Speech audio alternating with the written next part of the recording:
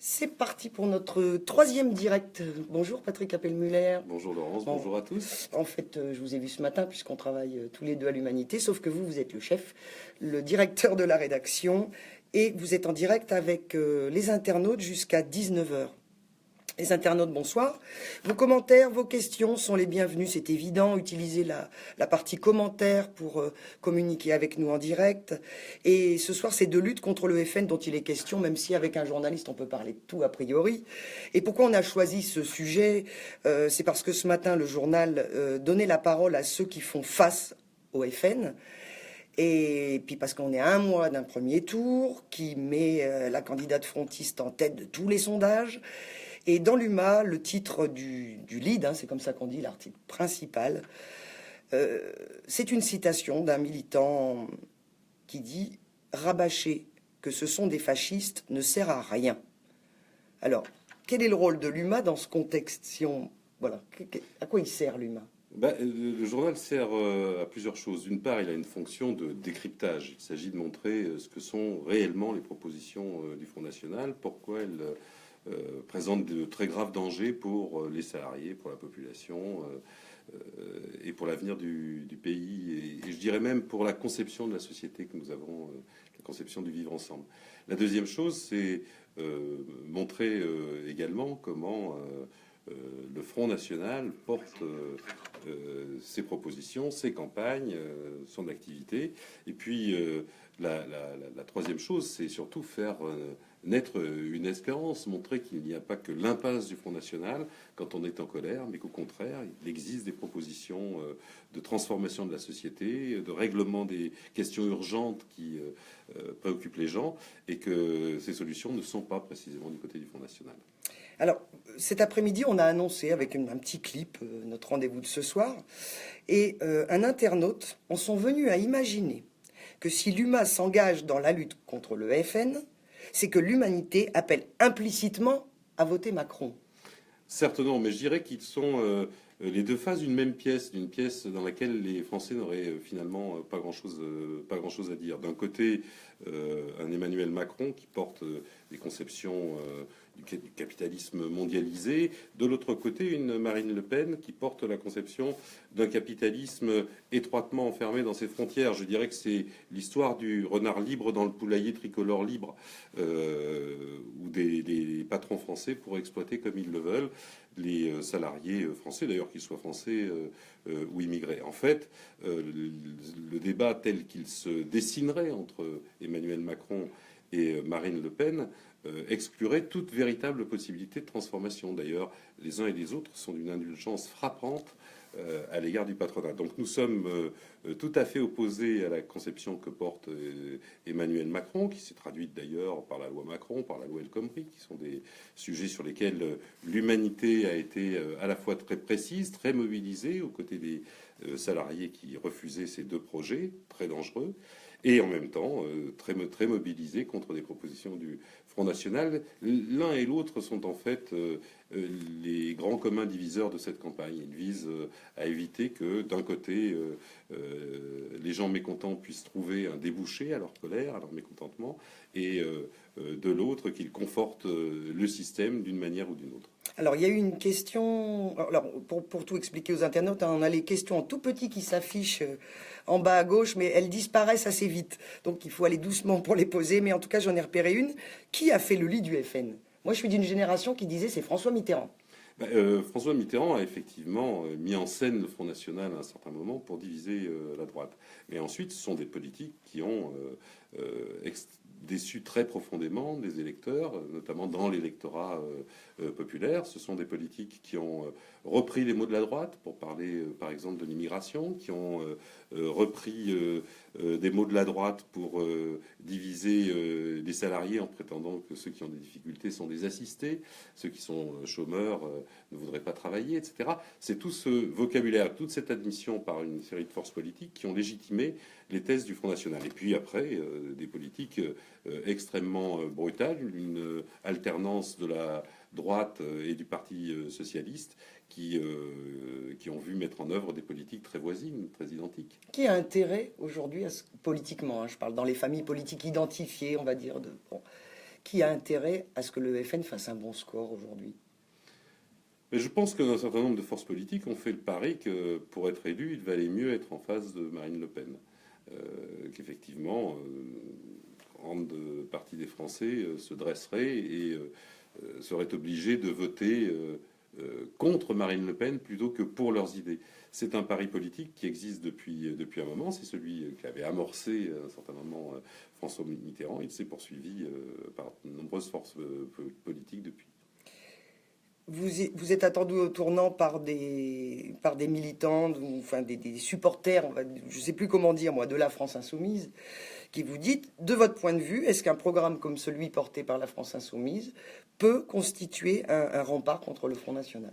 Oui, enfin, je crois que le programme qui est porté par Jean-Luc Mélenchon, par les forces qui le soutiennent, qui apportent les unes et les autres leurs propres préoccupations, leurs propres suggestions, sont de nature à répondre à ça. D'abord, en s'attaquant aux mots qui préoccupent le plus l'électorat populaire qui va du côté du Front National. Il n'y a pas que de l'électorat populaire. Oui, j'allais dire, c'est qui l'électorat du FN? Il est très composite. En 2017, aujourd'hui, là. Oui. On y trouve à la fois des gens qui sont très bien installés et qui trouvent dans le Front National un parti de l'ordre qui éviterait de déranger la société, et puis qui mettrait tous ces gens qui sont pas d'accord ou qui protestent sous une poigne de fer. Et puis il y a également des gens qui portent naturellement un racisme profond et depuis longtemps. Et puis il y a un électorat populaire qui désespère de trouver des solutions, qui souvent a voté Nicolas Sarkozy en s'imaginant qu'il s'occuperait convenablement du travail, qui travailler plus pour gagner plus, et on y voilà, a cru, et puis retrouver la on. valeur travail, etc. Ouais. Bon, on s'est aperçu que c'est essentiellement les actionnaires du CAC 40 qui se sont retrouvés, et puis les gens qui ont voté François Hollande en se disant il est temps d'en finir avec une politique de droite qui nous écrase. Et ils se sont retrouvés dans des situations aussi difficiles. C'est cette combinaison des électorats qui, pour l'instant, fait l'influence du Front National. Il y a le mot peur qui s'accompagne souvent de commentaires vis-à-vis du Front National. On en a peur, on a raison, c'est quoi? Je crois qu'effectivement, on a raison d'avoir peur des solutions qu'ils mettraient en œuvre. D'abord parce qu'elles auraient toujours tendance à faire de l'étranger le bouc émissaire, comme si c'était l'immigré voisin qui travaille dans la même usine, qui habite le même quartier, qui décidait des choix politiques, et pas ces grandes banques, ces actionnaires, ces milliardaires qui n'ont jamais été aussi riches. Rendez-vous compte, il y a 5 familles en France qui possèdent l'équivalent du patrimoine de 30% des Français les plus pauvres. C'est quand même invraisemblable. Les problèmes, ils sont de ce côté-là, dans cette accumulation incessante d'argent à un pôle de la société, tandis que l'autre s'appauvrit. On parle beaucoup de vote utile, là, en ce moment. Est-ce qu'en 2017, là, sur cette élection, la notion de vote utile, vous la sentez comme d'habitude, c'est-à-dire le FN, imaginons-le, est en tête et tout le monde se rassemble et comme un seul homme, on va lutter contre le FN. Je crois que de plus en plus de Français répugnent à voter simplement contre pour éviter le pire, et qu'ils auraient envie de voter pour les idées auxquelles ils adhèrent. Pour l'instant, je dirais, c'est notamment Françoise Fillon qui en a écrit le scénario, les affaires ont occupé beaucoup de place sur la scène politique. Je crois qu'il est temps de revenir à un débat politique qui nous permette de mettre en avant des propositions, des alternatives, et ne pas enfermer les Français finalement dans un choix qui n'en est pas un, celui de voter pour Marine Le Pen, ce qui provoquerait pour eux de grandes difficultés pour la majorité d'entre eux, et puis de l'autre côté, voter contre et laisser passer des politiques qui leur promettent le pire également. Il y a Pierre qui nous dit là, en ce moment même, que Le Pen n'est pas une menace, qu'elle ne passera jamais les 2 tours. Vous en êtes convaincu, vous aussi, ou pas? Je l'espère. Je crois que ça n'est jamais gagné d'avance. Mais même si elle ne passait pas le second tour, si l'alternative à Marine Le Pen était une politique ultralibérale, ça ne serait pas satisfaisant pour les Français.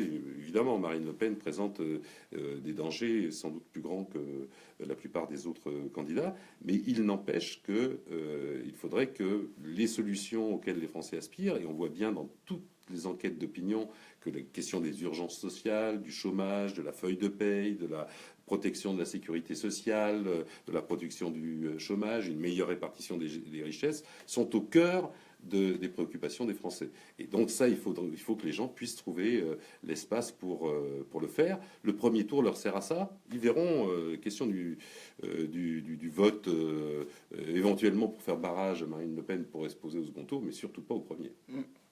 Nombre de militants se sentent démunis face aux fausses informations qui circulent sur les réseaux sociaux et par mail caché surtout, parce qu'il y a ce qu'on voit, il y a aussi tout ce que reçoivent les gens par des chaînes avec des chiffres complètement farfelus, avec des images choquantes. Est-ce que c'est sur Internet que tout se joue aujourd'hui? La presse écrite là-dedans, elle se vend moins bien. Est-ce qu'on est en panne de quelque chose? Ben, je crois que les Français sont en panne d'une information pluraliste, approfondie. Je crois que pour se faire son idée dans un contexte mondial et national, européen, qui sont dans des contextes qui sont de plus en plus compliqués, ils ont besoin d'une information étendue pour appliquer toute l'étendue de leur citoyenneté. Je pense notamment, quand on parle des questions du climat, on voit bien que c'est à l'échelle planétaire que la question se pose. Ça demande d'énormes informations. Pour penser les réalités économiques, quand un certain nombre d'experts s'attachent à noyer le poisson des responsabilités dans la crise, ou présentent les solutions d'austérité comme une fatalité, eh bien, il est important de disposer d'une information approfondie. Et la presse écrite a cet immense avantage, c'est qu'elle permet d'aller sur le fond, de trouver des angles différents. Elle ne joue pas sur la seule information. Et puis l'autre aspect très important, c'est qu'il faut vérifier l'information, vérifier les sources. Et ça, c'est un travail de journaliste. Je ne dis pas que les réseaux sociaux ne portent pas des informations intéressantes. Ils le font, et les journalistes ont besoin d'être attentifs à cette information. Elle fait partie... Mais eux-mêmes se font berner quelquefois. Et justement, quand ils ne font pas leur travail pleinement, c'est-à-dire quand ils ne font pas le travail de vérification de l'information, vérification des sources, ils peuvent se faire berner comme beaucoup d'internautes le sont aujourd'hui. Donc, se tourner vers une information sourcée de qualité, pluraliste, et dans ce pluralisme, il faut bien dire que le paysage de la presse française a beaucoup perdu dans les dernières années. Nous sommes, l'Humanité, aujourd'hui, le seul quotidien indépendant, avec La Croix, qui appartient à une congrégation assomptionniste, appuyée sur le groupe Bayard, mais nous sommes le seul quotidien indépendant du CAC 40 avec La Croix. Tous les autres sont passés dans les mains soit de patrons de l'armement, de patrons des télécoms, patrons du luxe, etc. Et ces gens n'achètent pas la presse écrite nationale, qui est déficitaire dans son économie, uniquement pour faire de l'argent. Ils le font pour avoir un outil d'influence qui leur permette de peser sur l'opinion et donc de soutenir leur choix. Chers amis, nous dit un internaute, n'oubliez pas qu'il y a d'autres candidats que les 5 qui étaient sur le plateau de TF1. Est-ce que l'Humanité a, dans ses projets éditoriaux là, des semaines à venir, l'idée de donner la parole à d'autres candidats? J'ai même une question un peu plus directe. Est-ce que le fait d'interviewer les responsables du Front National dans l'Humanité, ça a déjà été envisagé? Est-ce que c'est un débat? Non, c'est pas un débat, et d'une certaine manière, personne n'a posé la question de donner la parole à des responsables du Front National qui l'ont par ailleurs très abondamment dans l'ensemble de la presse. Le tandem Marine Le Pen, Florian Philippot passe d'une chaîne à l'autre tous les soirs, et on ne peut pas dire que les Français soient frustrés, sevrés de cette parole. Ouais. Il ne manque pas. En revanche, il est évident que lorsque nous produisons une enquête sur le Front National, nous nous tournons vers les sources du Front National. Nos journalistes vont aux conférences nationales du Front National, ils interrogent ses dirigeants et ils construisent leur information comme sur d'autres sujets. Mais il est vrai que nous refusons que notre journal soit l'espace d'une parole raciste, d'une parole de haine. Les internautes suivent, parce qu'ils ont bien relevé l'idée d'indépendance d'un journal. Indépendant, oui, l'UMA, mais orienté politiquement. Oui, mais je crois que tous les journaux sont orientés politiquement. Le fait même de prétendre ne pas prendre de position, mais légitimer les politiques d'austérité, est une position politique. Le fait d'avancer masqué me paraît bien moins honorable que d'afficher ses choix. Vous savez, quand on prend quelques grandes échéances des dernières années, prenons le référendum à la Constitution européenne de 2005, tous les quotidiens nationaux ont soutenu le oui au référendum. Un seul quotidien national appuyait le non, c'était l'Humanité. Quand on prend la loi El Khomri, tous les quotidiens ont multiplié l'argumentation en faveur de cette loi qui pourtant détruisait des conquêtes sociales, détruisait des droits des salariés, à l'exception de l'Humanité. C'est vrai sur de grands sujets de ce type. Les autres journaux prennent des positions. C'est pas parce que ils sont une légion fournie, je le disais, dans le paysage de la presse et de l'information nationale, que leur opinion est la seule acceptable et la seule justifiable. Nos internautes ont l'air d'écouter plus qu'ils ne commentent, c'est intéressant. Du coup, moi j'avais préparé 2-3 questions et j'en avais une. Le FN a des députés, des conseillers régionaux, des maires, des parlementaires européens. Il a donc un bilan politique. Pourquoi on parle beaucoup du bilan de Hollande, du bilan du gouvernement socialiste, de chaque... Et on parle quand même assez rarement du bilan de ces élus FN qui sont au pouvoir aujourd'hui. Oui, ben, parce que tout est clean, peut-être, tout va bien. Ils sont au pouvoir à des échelles locales. Il est bien normal, quand une échéance nationale et des élections nationales ont lieu, qu'on parle d'un bilan politique nationale, d'une politique qui a été conduite par un gouvernement, par une majorité à l'Assemblée nationale. Mais nous sommes allés regarder aussi le bilan du Front National dans les villes qu'ils dirigent. Il n'est pas spécialement brillant. Ils sont au contraire pratiquer des politiques de discrimination, que ce soit à l'égard d'associations, à l'égard de citoyens, et des politiques qui ne sont pas d'une belle efficacité, bien au contraire. Les journalistes de l'Humanité, quand ils enquêtent ou quand ils se rendent sur un meeting du Front National, etc., comment ça se passe? Ça se passe normalement, ça? Je veux dire, ils ne sont pas accueillis chaleureusement. Hein. Les journalistes de l'Humanité, quand ils vont dans un meeting du Front National, il y a même une période où c'était très dur. En ce moment, Marine Le Pen essaie de donner une image moins violente, moins brutale de ce qu'est le Front National. Donc les incidents sont moindres, mais on ne peut pas dire qu'on soit accueilli chaleureusement. Je vois un internaute qui dit: que pensez-vous de l'initiative du Monde avec les décodeurs de l'actualité, qui est effectivement un système qui passe au crible des informations qui sont données, publiées, etc.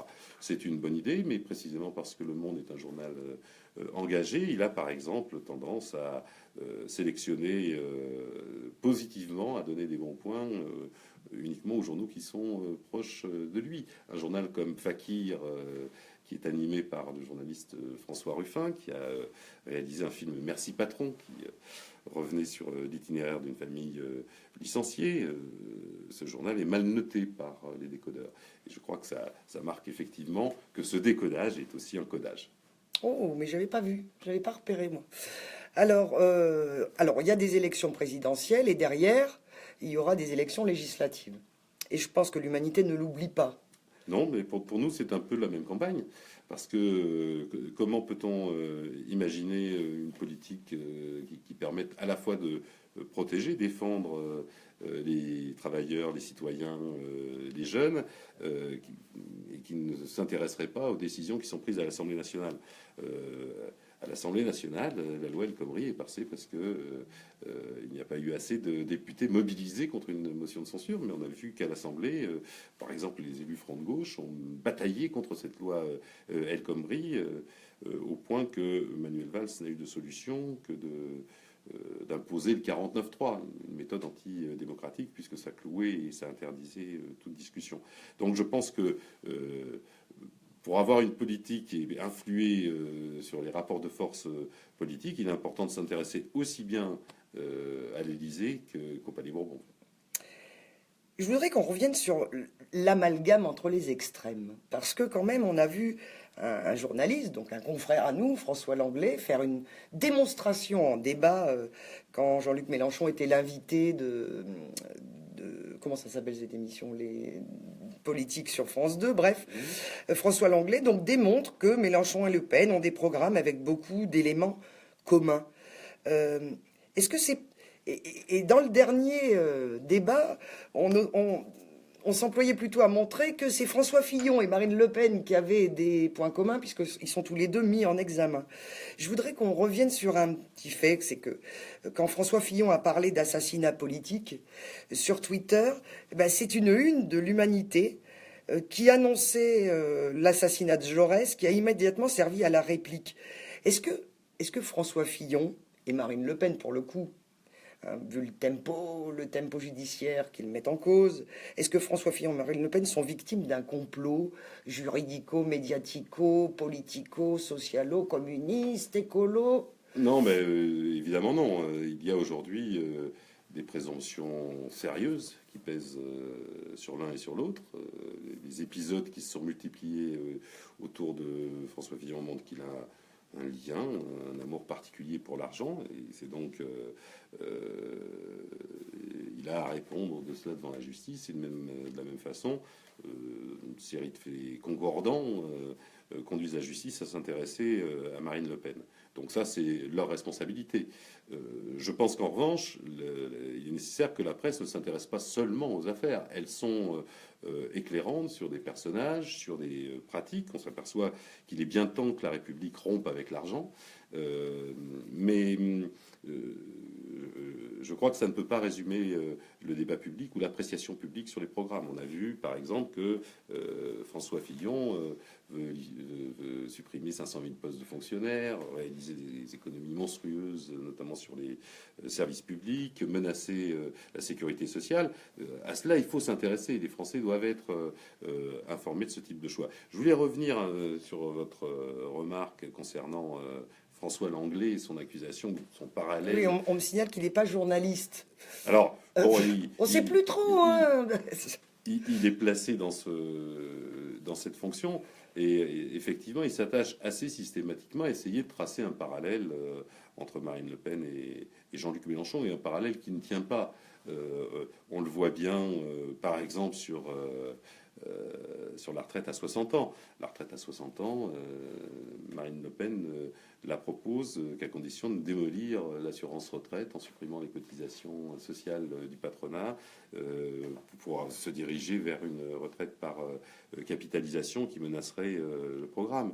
De la même façon, sur les questions européennes, ce qui est le repli haineux sur des frontières nationales que porte Marine Le Pen n'a strictement rien à voir avec la volonté portée par Jean-Luc Mélenchon que les peuples européens soient entendus dans leur volonté de mettre fin à l'austérité. Donc ce parallèle est un abus, ce parallèle est une malhonnêteté intellectuelle, et il est important précisément de montrer, et nous y attachons, hein, nous avons notamment publié il y a 2 semaines, je crois, 4 pages qui démontaient les propositions de Marine Le Pen. Nous allons traiter cette question des retraites dans les jours qui viennent. Nous voulons donner les cartes en main aux électeurs, aux citoyens, pour qu'ils décident. Alors, il faut démasquer d'un côté, et on le voit dans les témoignages qu'on a aujourd'hui dans l'Humanité, il faut aussi donner de l'espoir. Et ça, mais quand on fait des reportages qui donnent de l'espoir, c'est beaucoup moins vendeur qu'une révélation sur les emplois fictifs. Non, c'est pas forcément moins vendeur. Une révélation, évidemment, sur des emplois fictifs, ça intéresse. Et nos lecteurs...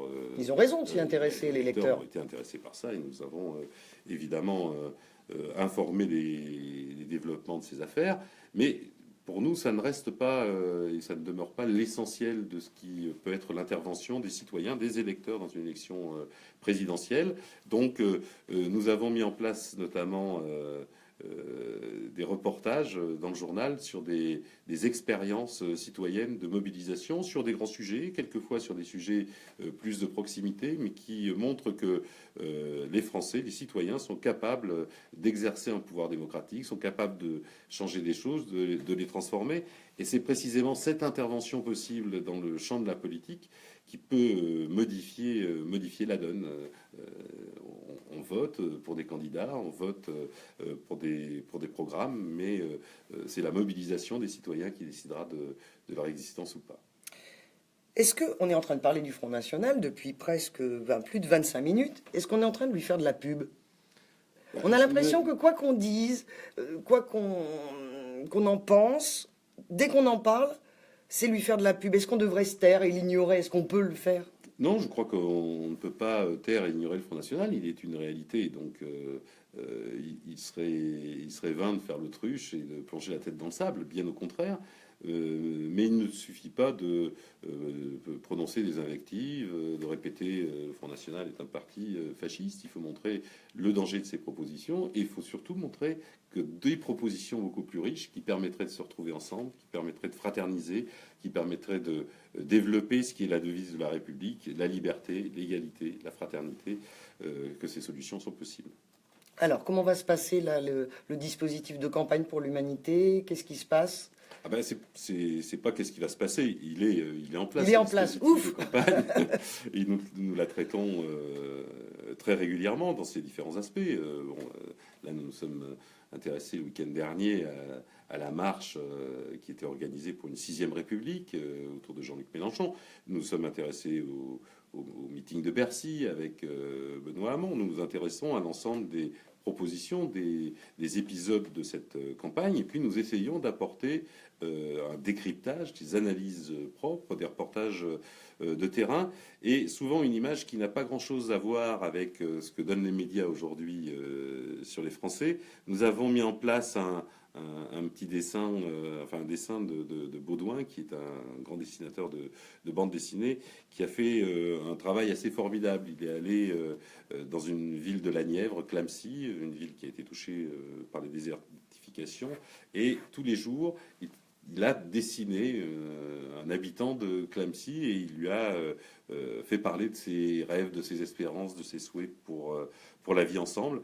Et donc, je trouve que c'est un tableau très, très riche, très chaleureux, qui montre que l'humanité est très forte dans les citoyennes aujourd'hui et qu'elle cherche à s'exprimer, à se trouver. Je trouve que c'est une manière de regarder la France, de regarder la campagne électorale qui est très riche.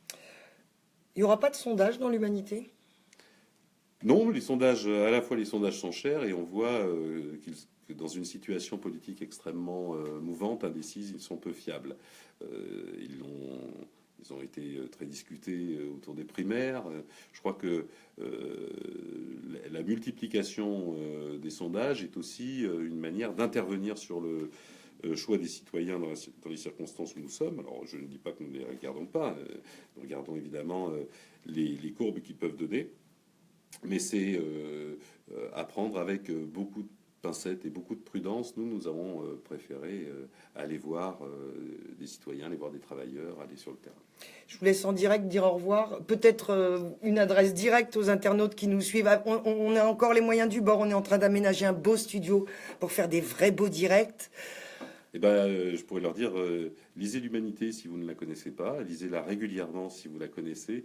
Je crois que le journal sera particulièrement utile à tous pendant cette période de campagne électorale, présidentielle et législative. Alors, au revoir.